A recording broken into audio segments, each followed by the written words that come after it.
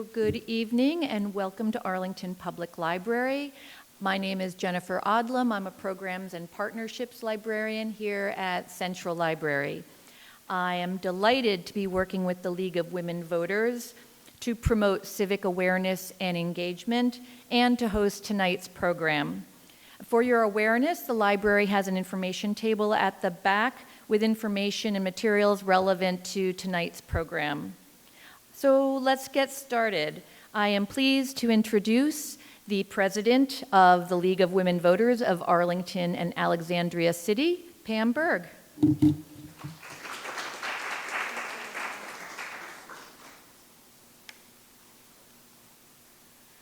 Okay, can you all hear me okay? All right, so my name is Pamela Berg. I'm the president of the League of Women Voters of Arlington and Alexandria.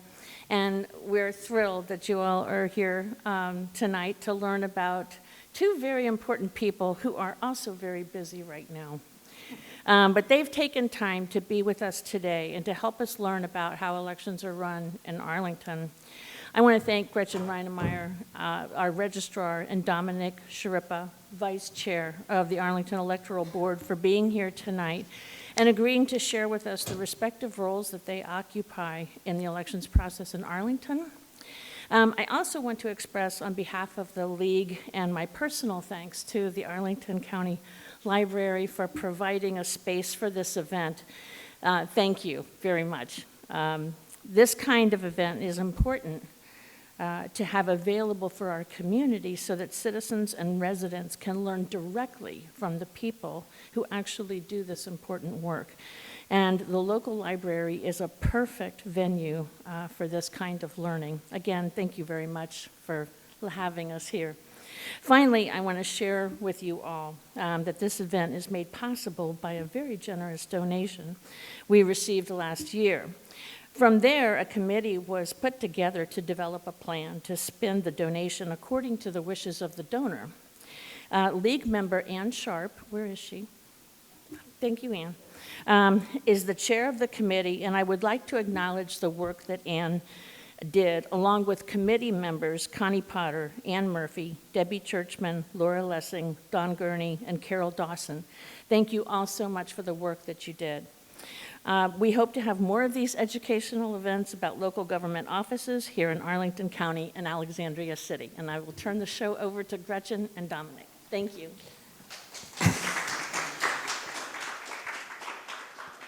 Okay, I think I'm starting this off.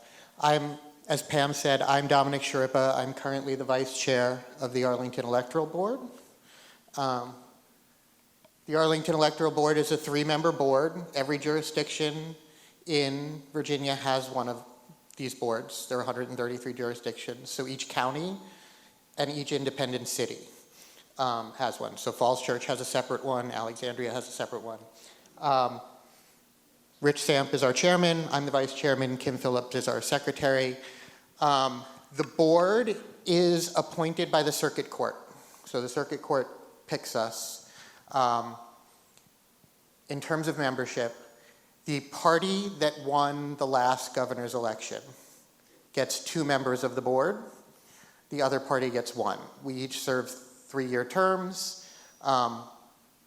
I replaced an existing member who moved out of the county. Once you're no longer a resident of Arlington, you're no longer eligible to be on the board. When he left last August, I was appointed to replace him. Nominations for the board come from the parties.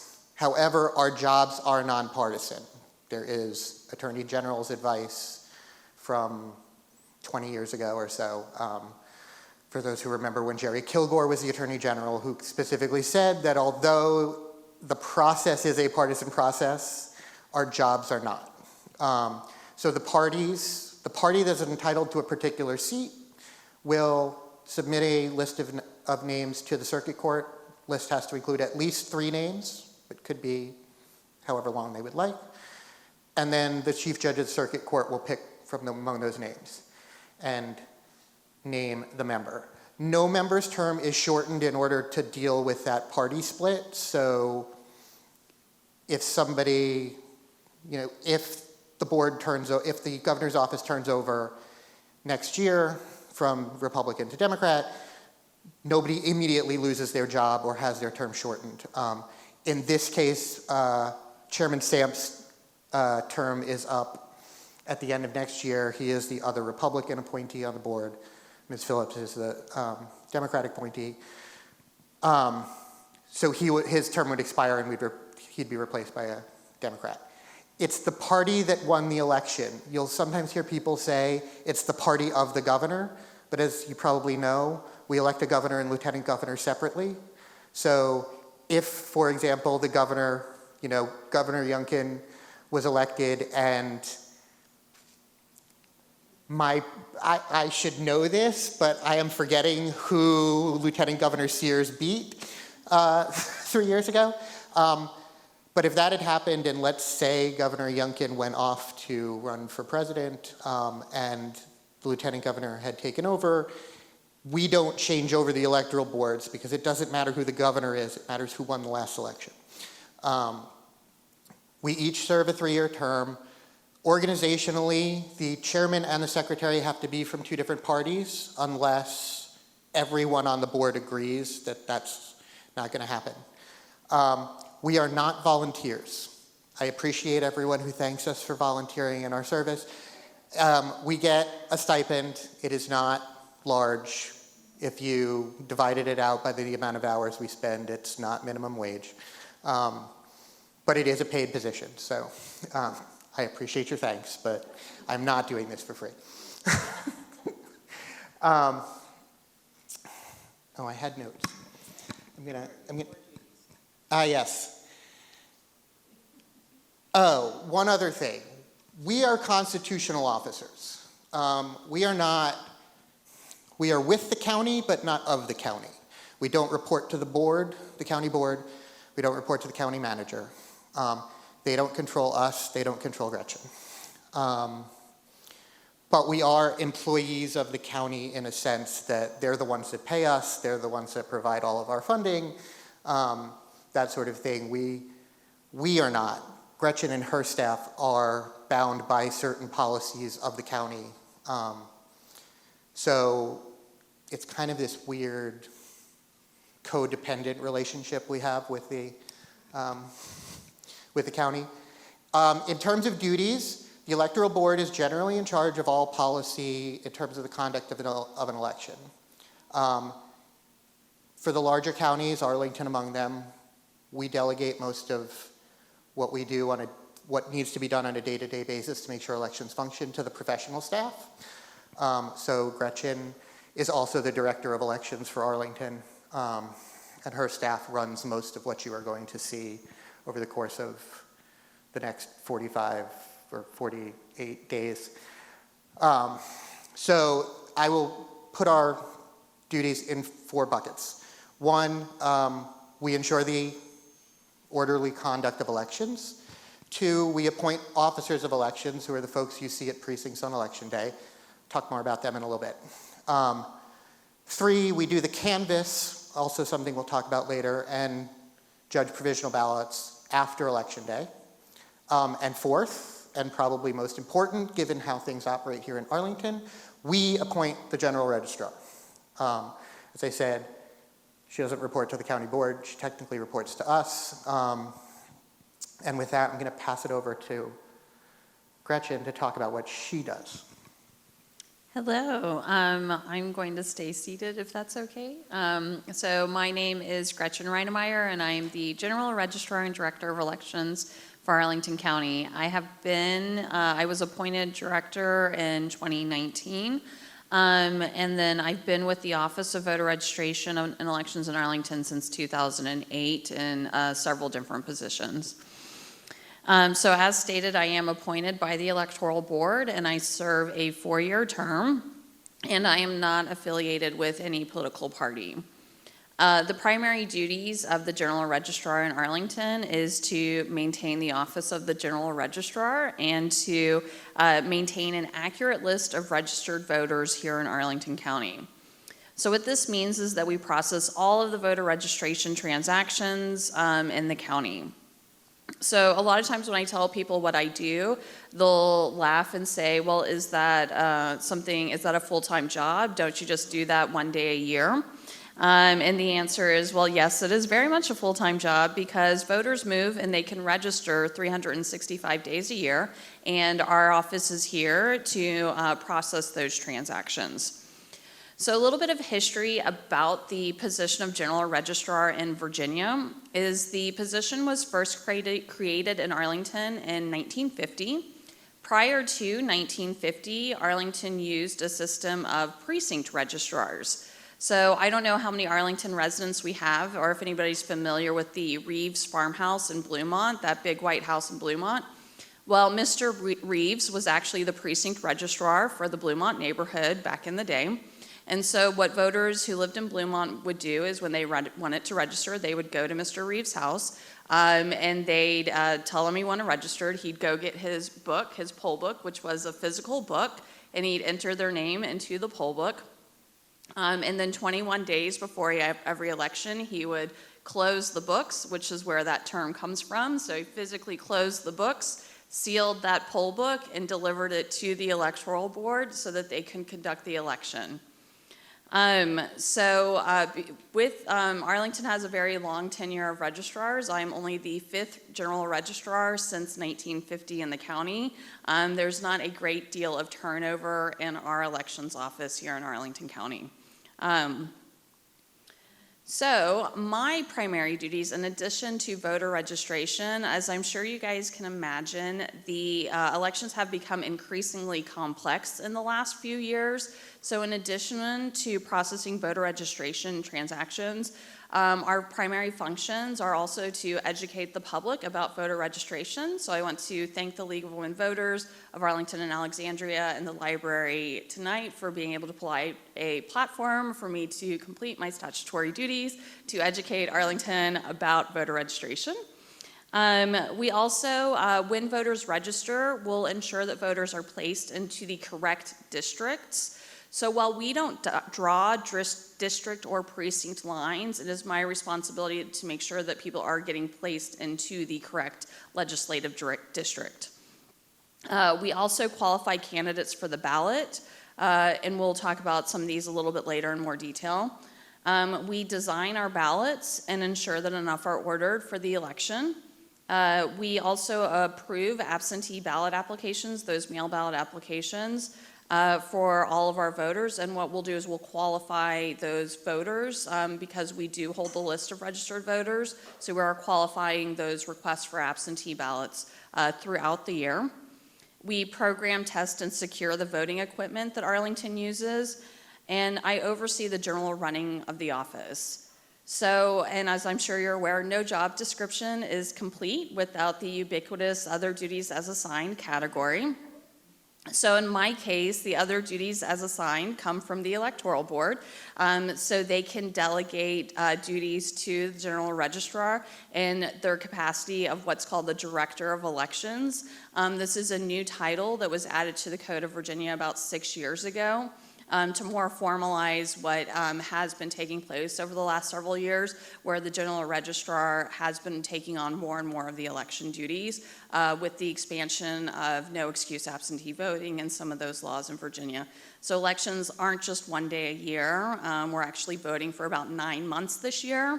And that is too big of a task for a 3-member electoral board to take on here in Arlington.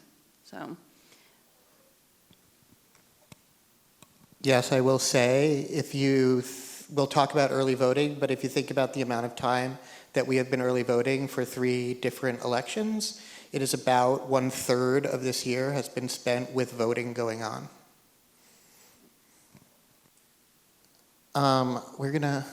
We have a nice little flow chart for how this all works. Yeah, so what this graphic does, what we're going to do now is take you through the elections process here in Virginia. So I spoke a little bit about voter registration. So as I mentioned, voter registration is a task that we can do 365 days a year. Voters are constantly moving in and out of Virginia, and every time they move, if they're doing their duty, they are updating their address with us, and that creates work for us. So as I'm sure you're aware, voters in Virginia have the opportunity to register to vote online, by mail, or in person at our office. As I stated, the books close on October 15th, meaning that we can no longer make changes to the voter registration file after October 15th. And in Virginia, what happens the following days, we start a process called same-day registration. So voters can still register after the 15th, but because we can't make changes to those poll books, they would cast what's called a provisional ballot. In order to vote in Virginia and Arlington, you have to be 18 by the date of the election. So if you know any 17-year-olds who will be 18 by November 5th, they can register to vote and vote in this election. You have to be a U.S. citizen. To vote in Arlington, you have to reside in Arlington. And you have to either not have had any felony convictions or judged mentally incapacitated or had your rights restored, should that have happened. Any questions about voter registration generally? Yes? Yep. So in Virginia, if you've been convicted of a felony or judged mentally incapacitated, your civil rights, including voting, are taken away. And in order to have your rights restored, you do have to apply through the governor's office, and the governor can reinstate your rights. That's for felony convictions. If you've been judged mentally incapacitated, it's the courts that do that. So you would have to go back through the court system to have your rights restored for that case. Any other questions about that? Yes, Pam. Sorry, and I will repeat the questions. I apologize. Yeah. Thank you. Can you explain what a provisional ballot is? Thank you. Yep. Do we want to do that now? Okay. It's part of election day, Let's so we save can. it for Canvas. We're gonna save it for Canvas. We'll talk more about it and the process of how we count Yep. those. Okay. I will move on next to talk about our mail ballots in Virginia. So just like registration, voters. Oh, yeah, no, you're fine. So just like voter registration, voters can request a mail ballot throughout the year in Virginia. So voters have a couple different options to request a mail ballot. If they just want to vote by mail for a single election, they can request that mail ballot up to a year ahead of that election. Virginia also has something new called the permanent absentee ballot list, where you can get a ballot mailed to you automatically for every election in which you're eligible. So anyone can request to be put on that permanent absentee ballot list today. We also process, because of where Arlington is located, voters who maybe don't reside in Arlington, but they are serving their country in the military or overseas with the State Department. We have a lot of voters who, while they don't physically reside in Arlington anymore, they are still eligible to vote in Arlington through federal legislation. So we service around 300 voters living outside of Arlington, either in the military or overseas. Let's see, and they can request a ballot that's good for up to two elections. They're very complicated laws for those individuals. So ballots are mailed for every election around 45 days before the start of the election. And that is because of federal legislation called UOCAVA, which requires all military and overseas ballots to be mailed 45 days before the election, and that's across the country. When Virginia adopted this federal legislation, they went ahead and set the 45 deadline for all mail ballots, including early voting, which we'll get to in a minute. So, we'll go back. So, the next step in the elections process is ballot preparation and certifying equipment. So in order to have your name printed on the ballot in Virginia, you do have to go through a qualification process and submit paperwork. Part of that qualification process is that you have to submit petitions signed by voters in your district that are supporting your candidacy to be on the ballot. Because we maintain that list of registered voters in Arlington County, it's our job to verify the signatures on these petition pages and to qualify candidates, especially candidates running for local office. We would then certify candidates that have met these requirements for the local office to the state. The state certifies their candidates, so the state certified the candidates for president, Senate, House of Representatives this time. These two combined certified candidate lists go together to make the ballot. So Arlington is unique in that we own the software that programs our voting equipment, so we have the ability to design our ballots in-house. Only about 3 of the 133 jurisdictions in Virginia actually design and program their own voting equipment. So with that said, there are statewide standards, so we don't have a ton of freedom when we're designing ballots because we want them to be clear and legible, and we all have to adhere to the similar standards, but we do have some ability to make our ballots as legible as possible. Once the ballots are designed, we then program our voting equipment. And did you want to talk about logic and accuracy testing? Yeah. I can talk about logic and accuracy testing. So part of the process is to make sure that the equipment that we use, that you all see we use on Election Day, is going to work the way we expect it to work. For early voting purposes, we just tested our equipment last night, as a matter of fact. Yeah, so basically what happens is we take all the machines that you see used for an election. They are programmed. The staff will generally do this for us, but we'll create a stack of test ballots, fill them out. We know exactly what the results should be. We feed the ballots through each of the machines that are going to be used.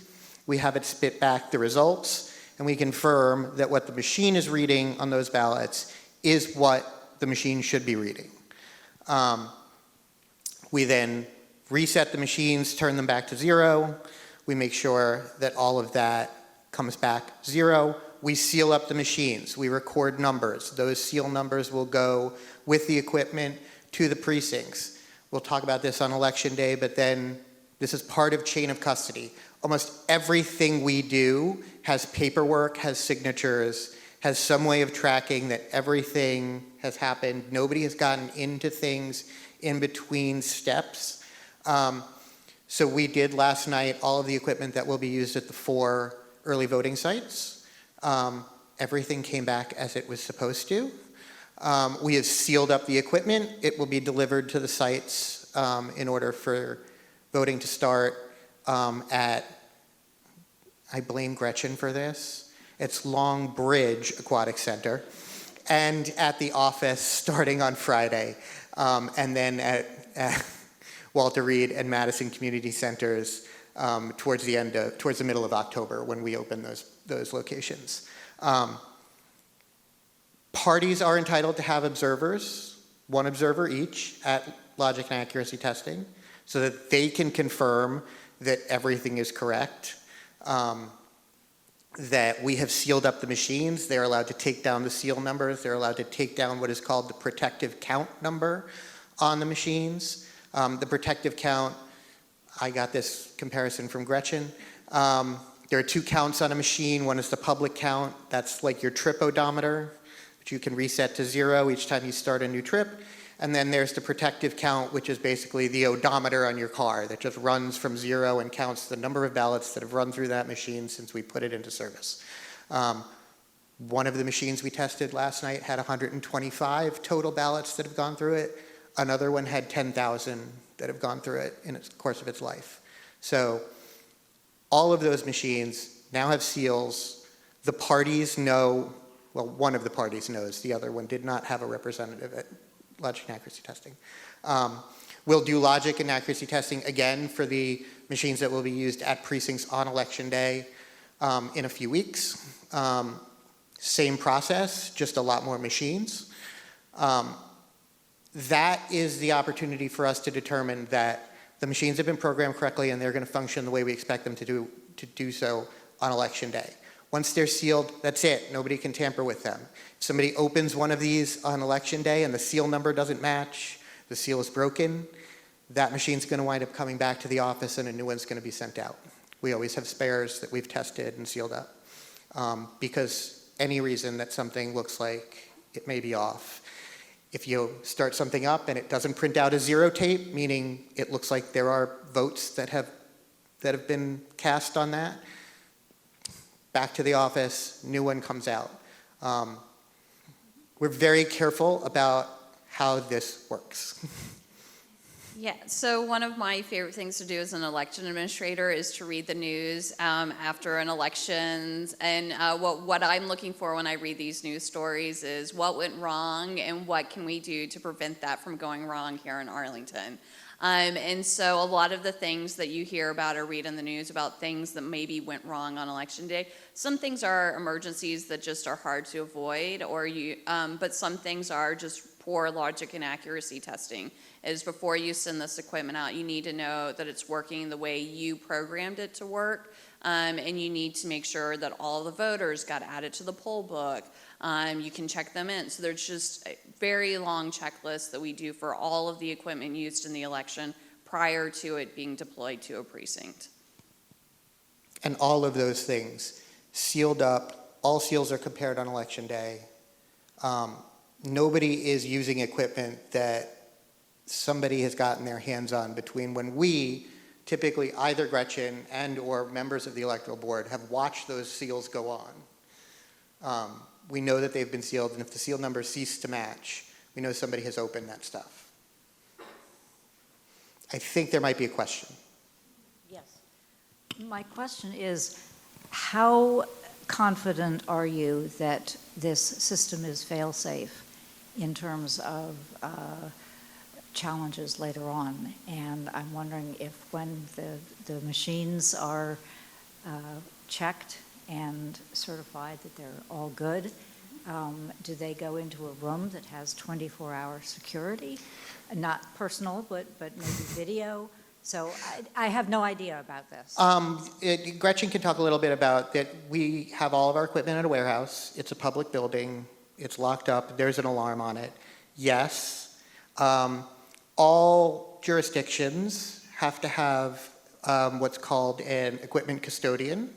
For us here in Arlington, it's a permanent member of staff. In some smaller counties, members of the board, the electoral board itself will be the custodians.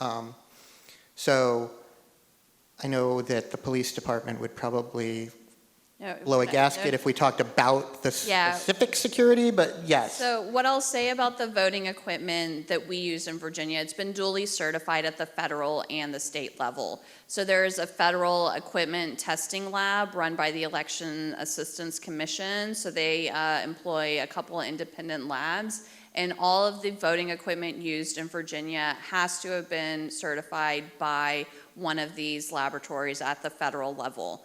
In addition to that, there's a second level of testing or certification done at the state level to ensure that the voting equipment can run an election according to Virginia's laws. Because all 50 states will have different election laws, we need to make sure that the equipment will actually do what is within the laws in Virginia. So every voting machine that is counting a ballot in Virginia has been duly certified at the federal and the state level. Every Virginian will cast a paper ballot, so there will be a paper backup for every single vote cast in Virginia. So if you come during early voting, we'll print that ballot on the spot for you. If you go to election day, it's going to be a precinct-specific ballot for you. If you're voting by mail, that's a paper ballot. And even if you're voting overseas, you are printing out a ballot and mailing it back to us. So there's a paper backup for every single vote. In addition to that, these voting machines have multiple redundancies in them because they have gone through pretty rigorous testing at it is quite a robust testing process through these federal laboratories. So there are multiple redundancies in that system. So if one storage device fails, there's another storage device on it, and we always have that paper backup.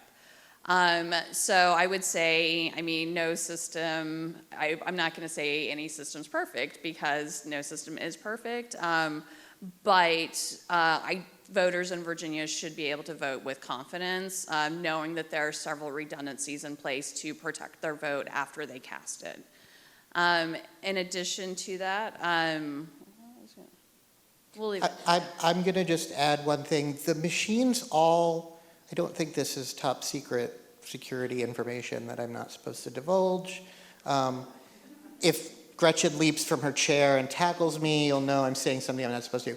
But the machines part of that backup in the machine is the machines create data files, part of which is to have images of ballots. We can go back and see if we think there's any reason to believe that the machine was doing something that it shouldn't have done. If something comes out and you're like, that seems bizarre, you can go back and see what did the machine do with ballots. It took a picture of the ballot. You can compare that picture to what it then read the ballot to be saying. I mean, you can even see, this is unfortunately, we can't always show the public some of the software but you can see the image of the ballot and you can see how it's interpreting that image of the ballot. So you can see it liked that mark, it didn't like that mark. And yeah, like I said, it does have a saved image backup for every single ballot that's being scanned into a scanner. So every county or city in Virginia is required to adopt annually a voting system security plan to ensure that their voting equipment is properly secured and stored and transferred to precincts in accordance with best practices for security. During the election day, the voting equipment should remain in view of the election officers that are working at that precinct. And in the event, like it's one of those, like there should be somebody watching the equipment. So nobody should be able to. I will also note, no voting equipment that we use in Virginia is allowed to be connected to the internet. Even the computer that we use to program this equipment is never on the internet. The only upgrades it gets are upgrades that have been certified through the 2 laboratories to be installed on this equipment. So. In the old-fashioned way. And it is very manual. It is, yeah. We are not attaching, as a matter of fact, voting systems in the state are not supposed to even have the capacity to be connected to the internet. It's not even just that we don't, they can't. Yeah, there's no Wi-Fi. Yeah. A final bit to this. Yeah. I think that is hugely, hugely important information, and I hope that somehow that you make that available to the voting public. I've never heard that before, and I think it's, that's okay. Well, maybe we'll I just give a plug that I think perhaps Jennifer will say later, but maybe at the end, that this is being recorded. It's going to be on the library's website, so tell all your friends to go watch this program. Yeah. So. Yeah. Yeah. And Arlington County is releasing security videos. They were just presented to the county board last night, so those should be coming out in the next week or two. So. I'm just curious. Hello. I'm just curious because I read a book recently that was talking about voting just like in general and realizing like how complicated it is, especially when every state has different rules. So I'm curious when it comes to the registration part of it, like in the book they were talking about like if somebody does like an absentee vote and then they send it in, but like they die in the process. Some states count it, some states don't. And also in terms of just like the requirements besides like the age, some use social security numbers, some use another number. Yep. And it's like very complicated. And you're like, I don't know how anybody would figure out votes are actually like quote unquote stolen because it's such a mind thing of trying to go through state by state and county by county. Yeah, so there are a couple of benchmark federal legislation pieces that do help create some level of uniformity when it comes to voter registration. And the most common are, the National Voter Registration Act, more commonly known as Motor Voter, passed in the 90s. It allowed for DMVs to act as voter registration service agencies. Prior to that passing in the 90s, in order to register to vote in Virginia, you had to register in person in front of a sworn person from my office. You couldn't register by mail, you couldn't register online, you couldn't register at the DMV. You had to do it in person in front of somebody from my office. And so there has been a great expansion of voter registration options through this federal legislation, and we can even see now across the river they're debating yet again legislation about voter registration. In terms of Virginia, you do need to register with your full social security number. That we are one of only 2 states that has that requirement, and the reason is that was on the books in Virginia prior to a federal law that says that you couldn't do that. So essentially, Virginia's full social security number requirement was grandfathered in, but no other state can require a full social security number to register to vote. I think it's us in Kentucky, but don't quote me on that. In terms of, so casting votes, I don't know if, casting votes, if somebody dies, it depends on how quickly are we notified of that person's death. Sometimes it can take, especially if they die out of state, it might take a while for that death record to get to us. And so sometimes, there's no hard, fast rule of saying if they're dead, throw out their ballot. I do know in other states they do go in and remove their ballot, but if we've already counted that ballot after that person has passed away, then especially during early voting, if you go vote on Friday, we don't know which ballot is yours. We have no way of removing that ballot. So your vote is going to count. So, yeah. Yeah, it's mainly. But it is very much a patchwork of laws. And that's where it's so important to know the laws of where you're living and to talk to the local registrar. So as we're talking to our friends and family members from across the country, they might say things and you're like, that's bonkers, that can't be true. Well, it might actually be true in that state, but you shouldn't really give advice. The only advice we can give is go talk to your local registrar. They're the one that's going to tell you what you need to do to register and what you need to do to make sure your vote gets counted. So That patchwork is part of the point. yeah. There's a point to that. My point in saying that is there's not one place to go to steal. Yeah, there's one place to go if you want to steal the sheriff's election, because we're the only ones doing it. But big congressional, with the exception of maybe 1 or 2 congressional districts that fall entirely in Fairfax County, every congressional district spans more than one jurisdiction. A Senate race is the entire state. A presidential race is 51 different elections, 50 states. It's very difficult to hack an election, if you will, because even in Virginia, we have 133 localities, each running their own elections. Across the U.S., we have more than 10,000 jurisdictions, local entities that will be administering this presidential election. There's no single entry point into the U.S. election system. So, do you want to move on to? I will move on, and we can start with what's going to happen on Friday. Early voting is going to start. We all call it early voting. It's technically in the code, part of absentee voting. It's in-person absentee, and you'll hear lots of people sticker and say, ha, that's an oxymoron. No, it's not. As Gretchen was talking about, registration used to be a precinct level thing. That's the point. Voting used to be a precinct level thing. If you were not going to be in the precinct on election day, you were an absentee voter. Early voting is all done, not in your precinct, not on election day. You are therefore an absentee voter, even though you are doing it in person, which is why we call it in-person absentee. It's treated like other absentee voting in that sense, although we do now break out early voting in terms of results reporting. Early voting starts the 46th day before the election, so always on a Friday for us. Because legally it must start by the 45th day, and we don't want to work Saturday, I'll be perfectly honest. Yes. But there was an advisory from ELECT saying, I think because of this, some areas, perhaps in the southern part of the state, are having it a little bit worse and are concerned that they may have to be closed on Friday, in which case they must be open on Saturday. We will not be, not this Saturday. So the code requires 45 days of early voting.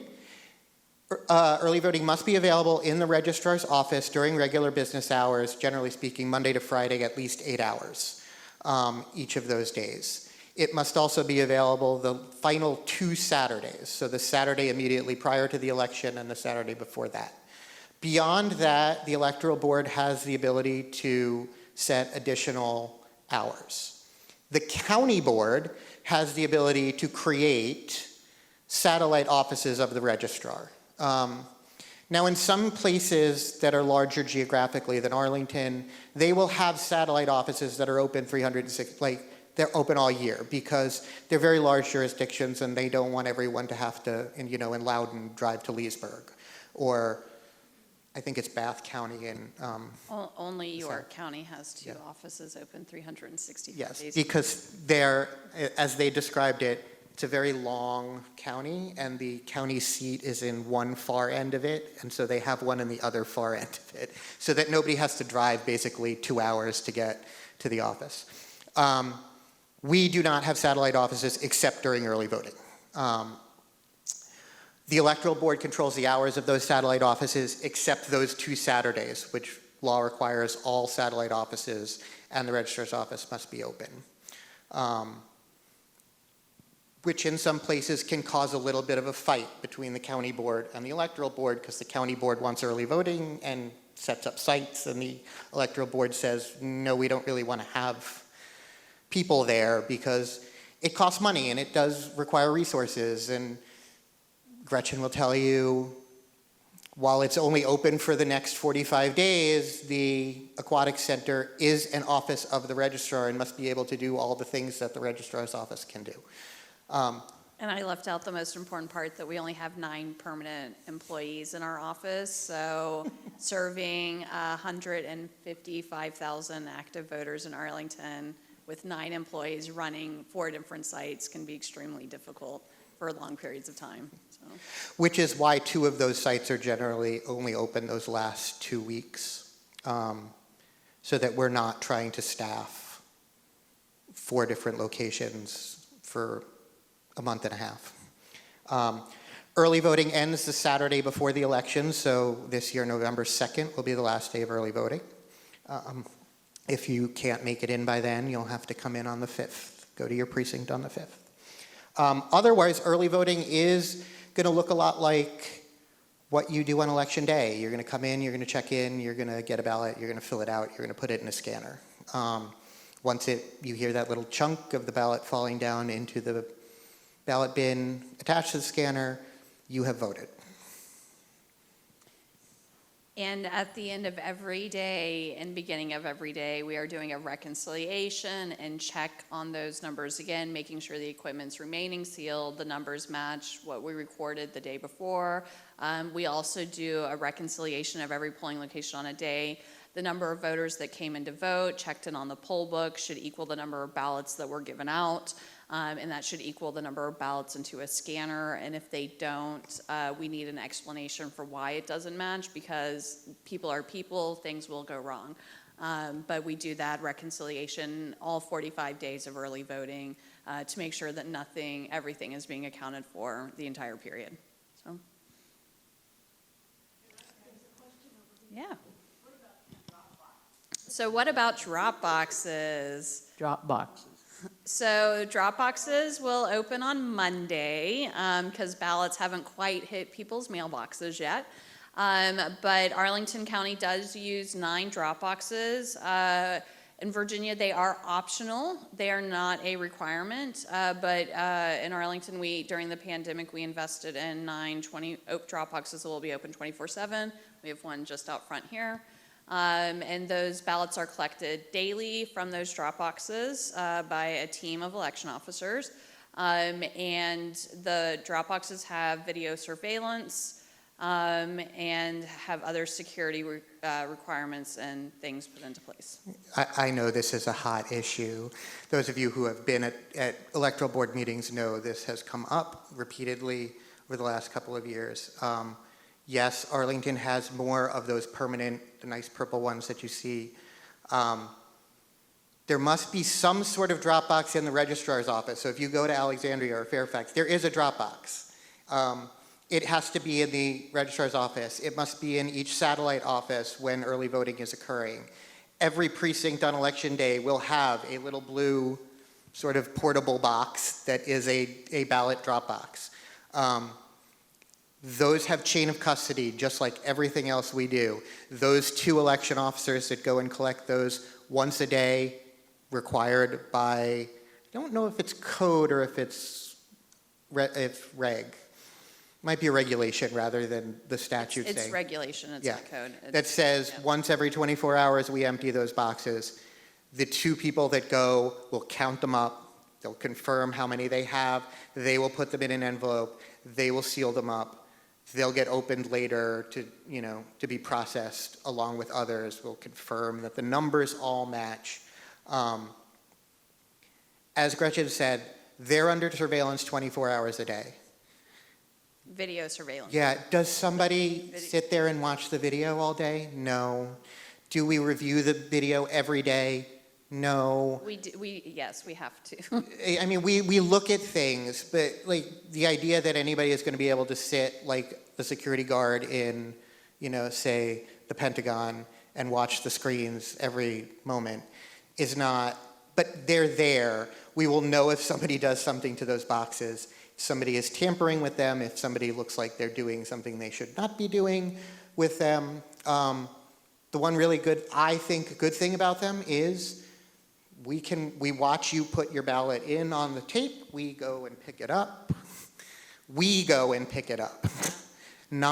No offense to the Postal Service, if anybody works for the Postal Service or has family that does. We don't know everybody that works for the Postal Service. They're handling a lot of things. I'm sure everyone has had mail that's gotten lost, had issues with mailboxes. People do try to steal checks. Things happen. This is a way for us to basically control the process at all times. The voter has the opportunity to give their ballot directly back to our office for processing. Speaking of processing, let's talk about pre-processing, the next step. So part of the law in Virginia with these mail ballots is every jurisdiction in Virginia must start counting mail ballots 7 days before an election. And when I say counting, what I mean is we'll have teams of election officers that start reviewing these mail ballots. Every mail ballot has an oath that a voter must sign affirming their name, their address, their date of birth, their year of birth and their social security number, and then they sign it. So we're going to inspect those materials to make sure that it has all been completed and matches what is in that voter registration system. If we accept the ballot, we will go ahead and open it, and then it gets run through a scanner at that point in time. If this team of election officers decides they will want to reject that ballot, it contains an omission, you didn't list the right address or something doesn't match, we do make an effort to contact that voter. That is required by law. So we would contact the voter and let them know that we would be unable to accept their mail ballot, and we present them with options of what they can do to make sure that their ballot or their vote does get counted. So I will leave it at, I'll leave it at that. So. Chris has a question. Yes, all ballots that were received, and the law actually states that we're required to inspect all mail ballots that we get in. We have to inspect them within 3 days of receiving them for any omission that might lead it to not be counted, and then we have a legal responsibility to contact that voter up through the Sunday before the election. So in Arlington County, we go above and beyond. If there's still an opportunity for that voter's ballot to be counted, we're going to contact them all the way until the very end. So, yeah. So you may go over this when you get to the part after pre-processing, but do you do reconstruction for every ballot? Reconstruction, can you explain what that means? Sorry. Yes. So there can be problems with mail-in ballots. You can have people who fill them in poorly, and you can see what it is, but so the way the law in Virginia works is, so when we open up that ballot, we separate the ballot from that voter's details, so we don't know who that ballot belongs to anymore by the time it gets to the scanner. But the way the law works is if the scanner is programmed to reject where it believes a voter has made a mistake marking their ballot, All of those ballots are held until noon on election day, and then we can start hand counting those. And if we can determine the voter's intent from those, then we do have a process. And we have a whole voter intent guide in Virginia that says you can't accept this mark, you shouldn't accept that mark. And so that we can try to make sure that the votes are being counted as the voter intended them to be marked. Because I'm sure with the mail ballot, not everybody wants to ask for another mail ballot if they made a mistake marking. They'll just clearly indicate, like, this guy made a mistake. They'll leave us a nice love note about what happened. But if we can determine that voter's intent, then we are required by Virginia law to count it as they intended. Awesome, thank you. Yeah. Yes, we do get sticky notes sometimes, so. It's a lot of fun. If anybody ever wants to help us count mail ballots, it can be a long, tedious shift, but it is fun. So, and we always need help. So. Okay, so we're up to Election Day. A couple of things to talk about before we get to Election Day. Precincts. Precinct boundaries, who's in them, where they are, where the polling places are, that's all the county board.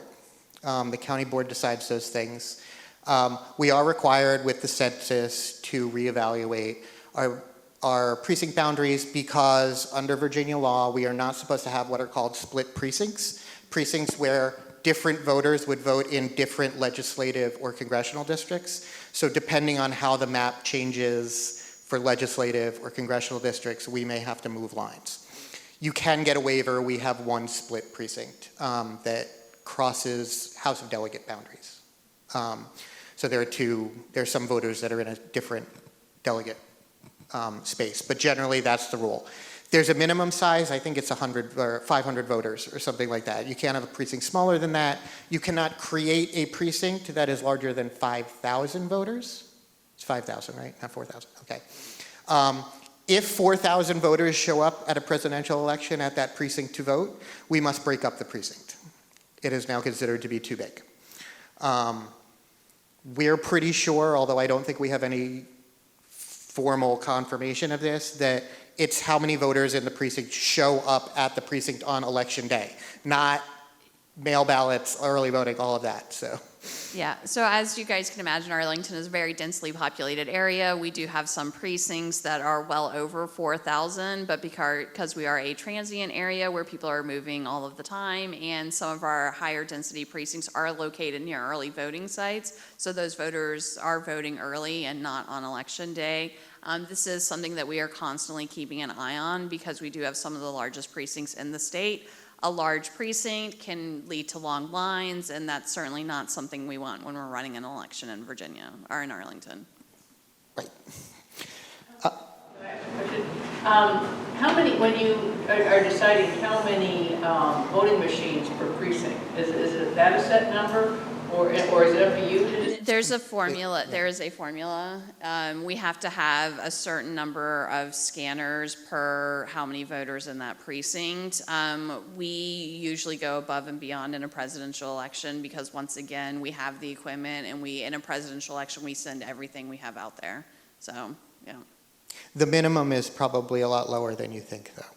I think most of our precincts still would only need one scanner. Yeah, they would. So. Except for those, like the 10 largest, which will, that won't necessarily be true in November. There'll be a lot more precincts that probably have 2 scanners. If for no other reason, then one of them might fail, like a paper jam happens. I've seen it before I was on the board. I was a chief election officer. Sometimes a ballot gets jammed and then that machine is no longer operable until somebody comes and fixes it. So. Yeah, we're at... Yes, I will move quickly. The folks that work on election day are called election officers. The electoral board appoints them. There is a whole process. For your information, Title 24.2 of the Virginia Code has all of the election rules. Section 24.2.115 deals with election officers. I highly encourage anybody that would be interested and wants to work a polling place to apply to be an election officer. We appoint them. We are required to appoint election officers at our February meeting by statute. We could appoint them at any time, though, which we do. We appoint election officers at every meeting of the board, basically. We are allowed to appoint them for up to 3 years. We generally don't. We have one-year appointments. They all expire at the end of February. We will reappoint most of the people who are on that list unless they've moved away from Arlington or have otherwise said they can't work anymore. Election officers we are supposed to take into account the two largest parties and appoint election officers from lists given to us by the parties. However, their jobs are also nonpartisan, just like mine is. So there is a partisan process to get them there. In Arlington, actually, quite a number of our election officers are not affiliated with a party. There are rules about what is called parity. You'll hear that word float around. The law does say we are supposed to have equal numbers of Republicans and Democrats working the polls where practicable.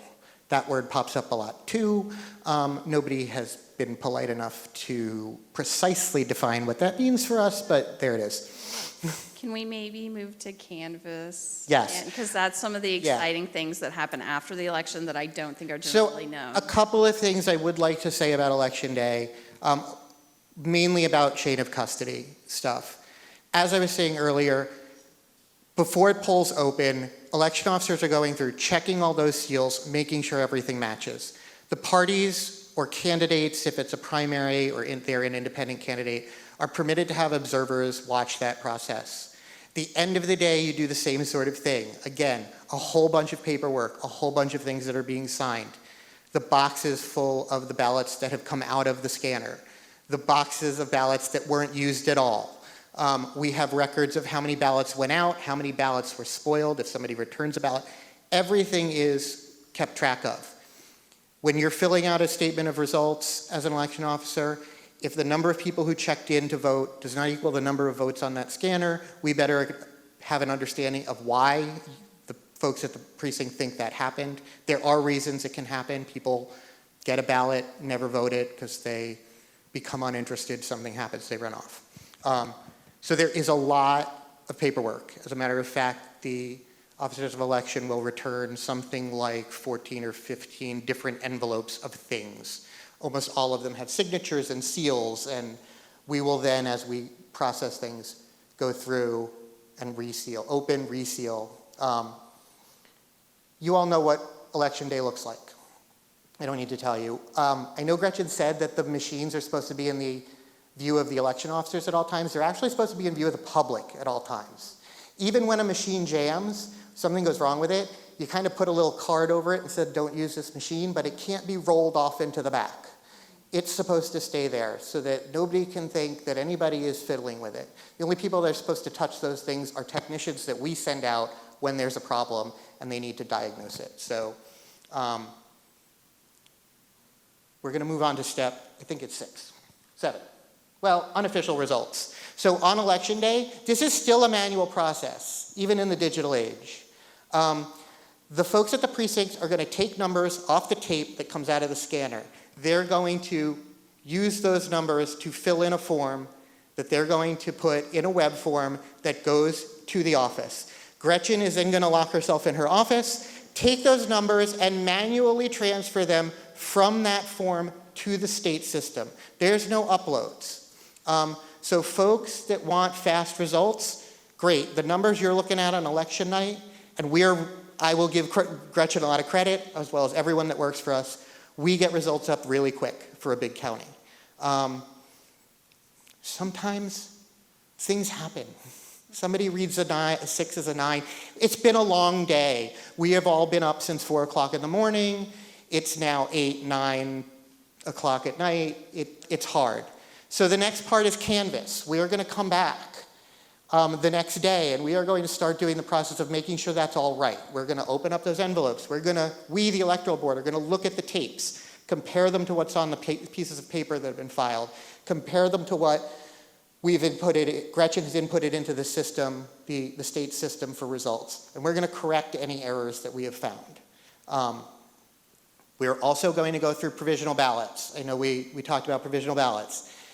Anytime anybody comes to vote, and we aren't quite sure whether they are qualified to vote, you are going to wind up with a provisional ballot. Anybody that registers same day is going to wind up in that category. Sometimes people will insist upon voting in a precinct that is not their own. People will have gotten a mail ballot, but they came to vote in person, they don't have their mail ballot. The board will adjudge each one of those votes. Now, certain ones, we don't have a lot of discretion. If you didn't vote in your precinct, vote's not going to count. If we're just waiting, there's a process. We do have to wait for the state to do certain things with same-day registrations.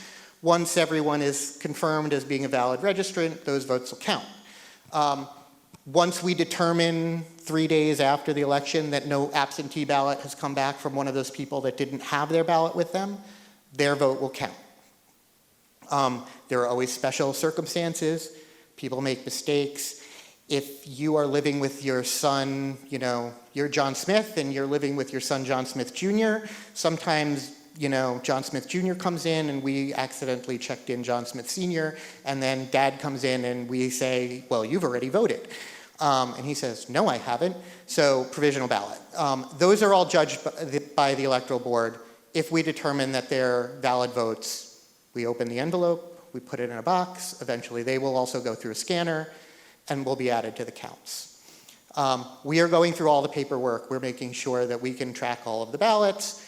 We determine that all the results are correct. We've accepted in some fashion that any discrepancies, we're okay with those discrepancies. We will call in election officers on Wednesday and Thursday and Friday as we do this to come back in and provide additional information if those things happen. And then at the end of that process, we will eventually certify to the state board what the results for Arlington were for each office. To the extent they're local offices, truly local, only Arlington, like sheriff, like treasurer, we're effectively the end of the road. We certify the winner. We issue them a certificate of election. We like to say that elections hate trees. There is a paper backup for almost everything we do, and it's done in triplicate. So I think most people would be surprised by the level of detail that I can get, where I can pull up an application or something and I can see where the mistake took place. I would say, I'm always impressed by our record keeping in our office. One also part of Canvas is the day after the election at noon, we will convene the beginning of that provisional ballot meeting. Anybody that has cast a provisional ballot on election day or during early voting or for any other reason is entitled to come speak to us as a board and explain why they cast a provisional ballot, why they think it should be counted. We will hear them. We will make any investigation we think is necessary to determine the validity of their ballot. So, once the election is certified, Virginia does collect a post-election audit on certain races. It is randomly drawn after the election. So we do know that we will have an audit on the Senate race this election, but we don't know which ballots are going to be pulled for that audit. And then they will draw a House of Representatives district. Yes, sorry, sir. Yeah, it's a risk limit, sorry. It's a risk limiting audit, which is a very specific type of audit where they are trying to determine if the outcome of the election that was reported is in fact that outcome by looking at a statistically significant sample of ballots for that race. And that's a hand comparison versus the machine tape. If anybody wants to be an audit officer, a recount officer, or sorry, this is very much about statistics. Yeah. It has a lot to do with how many votes were cast, what was the margin. Yeah. The point is not to confirm that the numbers we gave are precisely the numbers. No, it is to make sure that we have a confidence within a statistical interval that the person that we said won this election. Yep. Even if the numbers would have changed had we gone through a whole sort of different process. Yeah. So with that, yeah.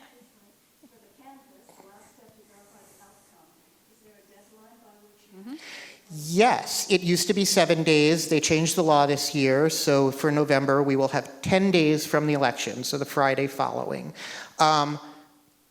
We're sort of delighted. I think Fairfax is even more delighted. Most of that is because it used to be that we had everything we needed on Tuesday, election day. That's no longer true. Mail ballots that are postmarked by Election Day have until Friday at noon to arrive at the office, and they can still be counted, meaning we can't do a certain number of things until Friday. Same-day registrations need to be entered into the registration system. The state needs to run a comparison to make sure nobody was trying any hinky stuff, registering in two places, or that there aren't duplicates. We can't do anything with those until they send a report back. That's usually not until Saturday, perhaps Sunday. It could be later this November because we expect in a presidential there will be a lot more of those to process. So a lot of the bigger counties that have a lot of these votes to deal with are saying, we're supposed to be certifying to you by Tuesday, close of business Tuesday effectively, following the election. And we can't really do half of this stuff until Monday. So they've given us until Friday. Yeah, I will say it's a very well choreographed dance, if you will. There's a lot of things that happen in sequence at certain times. You can't do this until that comes. And there's a lot of work to do in those 10 days. So once again, to the theme of this, it's more than just one day a year. That election is certainly not over at 7 p.m. election night. That's when a lot of our real work kicks in, and it's a very long time, 10 days, to close out everything and make sure we've done everything we can to ensure and that we're confident in the results in the elections that we're As Gretchen reminds us at the beginning of the year, here are the days you should take vacation from work so that you can do, and yes, it's basically we should all have the week after the election off. We should not really be trying to squeeze work in around it. I will make a plug. Gretchen will hate me for this, but the canvass meeting, certain parts of the provisional ballot meeting are not public, but the canvass meeting is public. Anybody can come on down to the office and watch us do that scintillating work of comparing tapes to pieces of paper. Okay, with that, are there any more questions? But we are already over time, and I know the library is anxious to get us out. And if you parked in the parking garage, we need to get you out by 8 p.m. I have learned that one the hard way. So. I will just say one thing to step 11. Everything basically goes over to the clerk of the court and gets stored there, depending on the law, 1 year, 2 years, 4 years. It's there. A lot of this stuff is up for public inspection. If it's in the clerk of the court's office, you can go down there. You can't take it. You can't necessarily copy it. You could hand copy it, but you can't photocopy it. But it's available for public inspection. Some of these things are retained by our office, also for public inspection.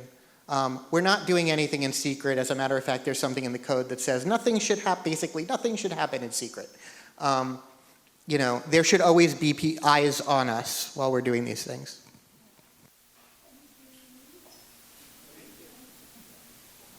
Any closing words? Okay, thank you. Do you want to say any closing words? So much. Oh, well, We thank you, both of you, Dominick and Gretchen, for this wonderful and very informative presentation. And just in case you didn't catch every single word or every detail of it, it is going to be available. It's being taped and it's going to be available on YouTube. We thank you so much. So you can go to the library. It will be a resource available to the public. Look it up, double check on things at any time, or remember that you didn't get to ask the question that you wanted to ask. you can contact, last slide. You got all that, right?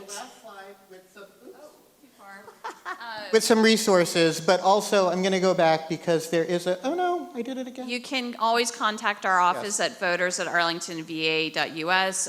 Vote.arlingtonva.gov is our website, or 703-228-3456. We got the easiest number in the county to remember.